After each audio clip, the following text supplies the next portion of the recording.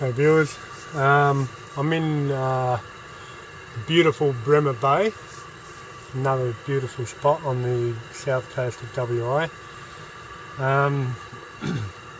Just been down the beach, Short Beach it's called, fishing.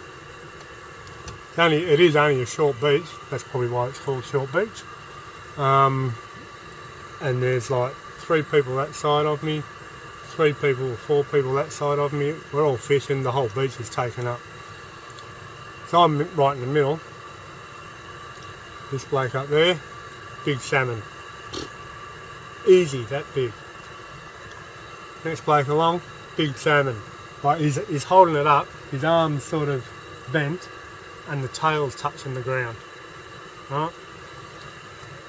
2 blokes up that way, big salmon. Me, nothing. So world's worst fisherman is back in action.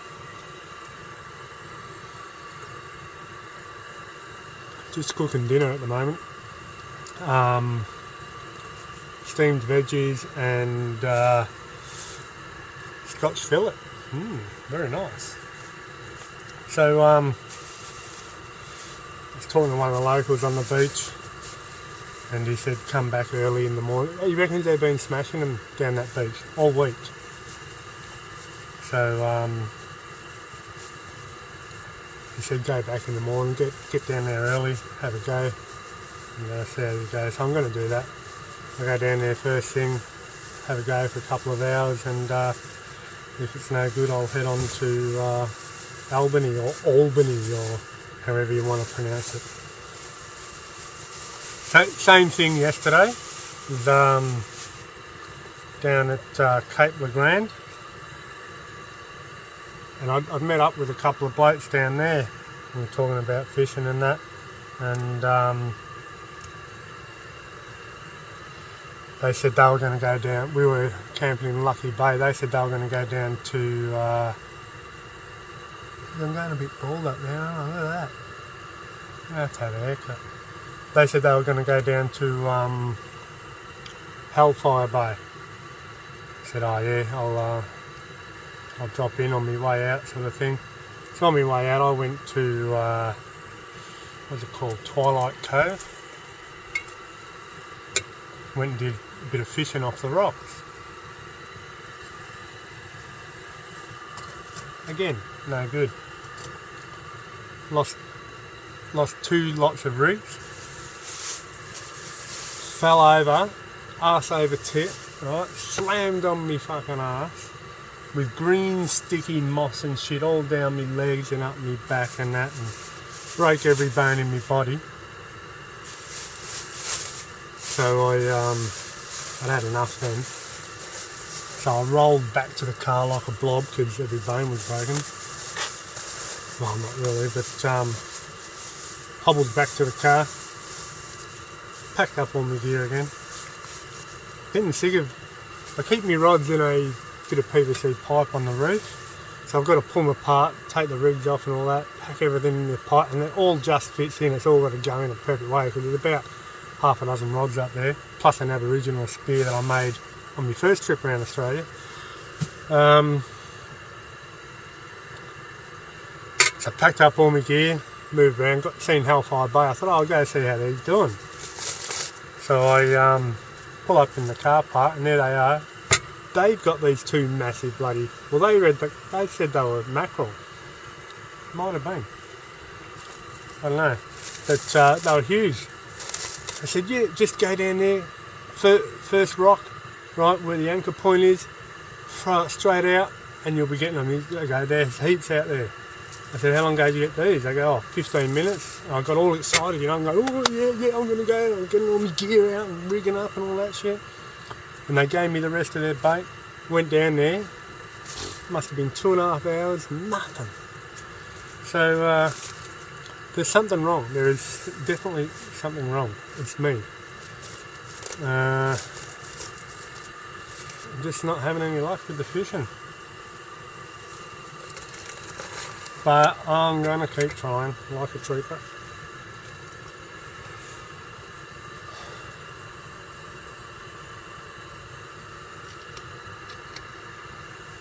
So this morning, go up and do a bit of this rock climbing drive. Oh, you would have seen it on one of the other videos. I've been back 3 days in a row doing it every day. Went back and did it again this morning because I have to go past it. Like, so this guy, I'll go for a quick drive up there. Went back and did it this morning, and I slightly bent my rear sway bar, and the bushes on it are just fucked right out.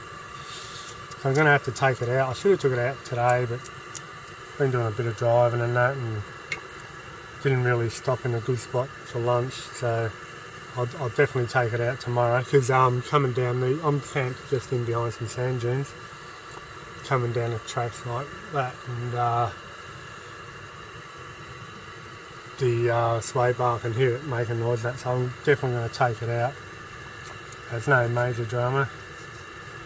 But, and then today I realised when I stopped for lunch, me wiring, it's got that plastic conduit, whatever you want to call it, over it, but it was resting on the exhaust and it's melted it, and I thought, oh no, me bloody rear work lights aren't going to work anymore, but they still work. So I've moved that and cable tied it up. Big black plastic melted on the exhaust pipe.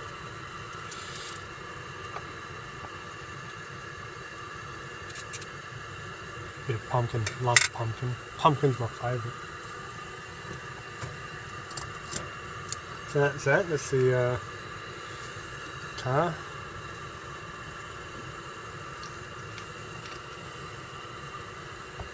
I've got to say, I think I'm putting on weight on this trip.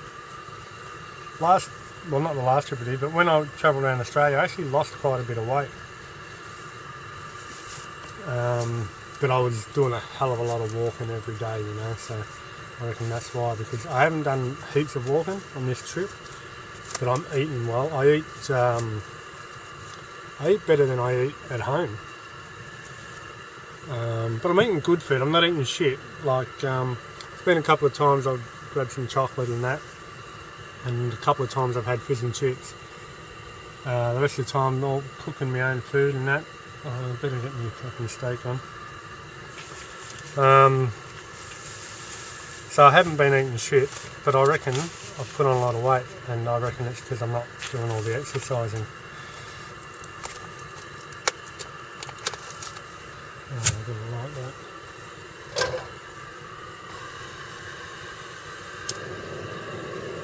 So got stuck on the sand again this morning as well.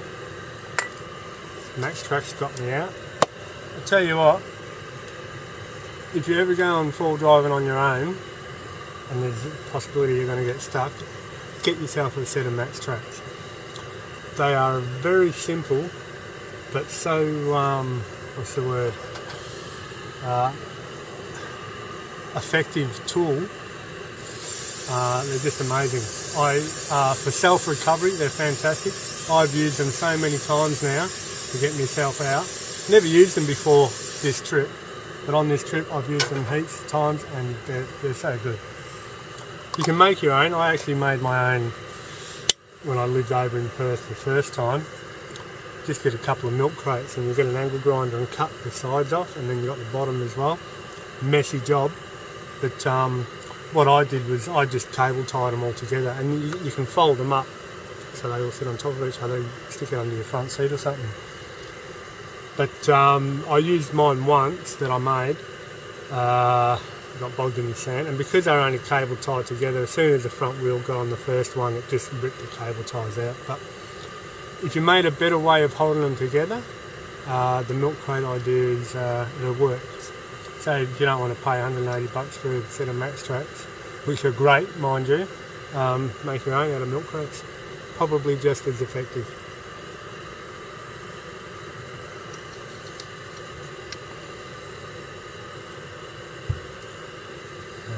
Where am I up to?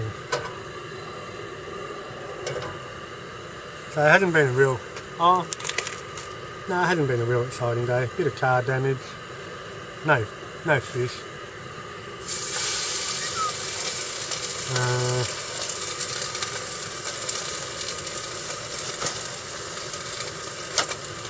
else can I tell you about today? This is the first video I've done. Didn't do a video yesterday. Haven't done one all day today.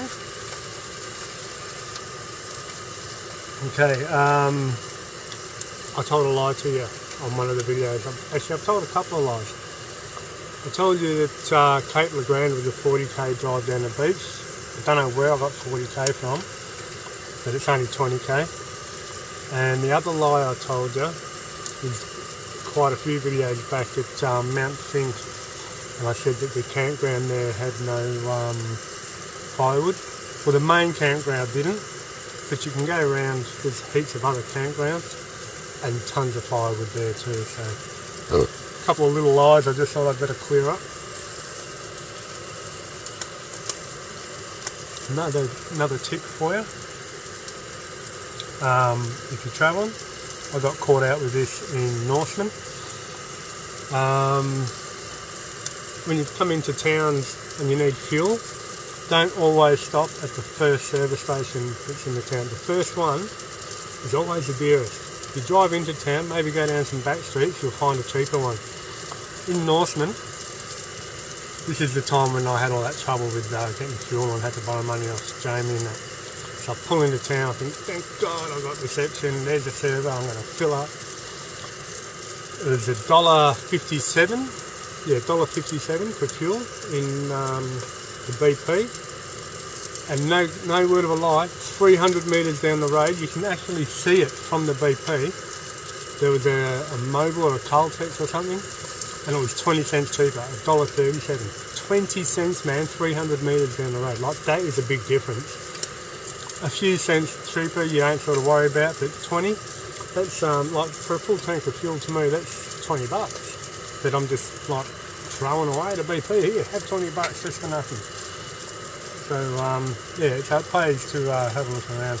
But I have noticed that in the first one you come across is always the dearest one. Oh, not always, but generally the dearest one.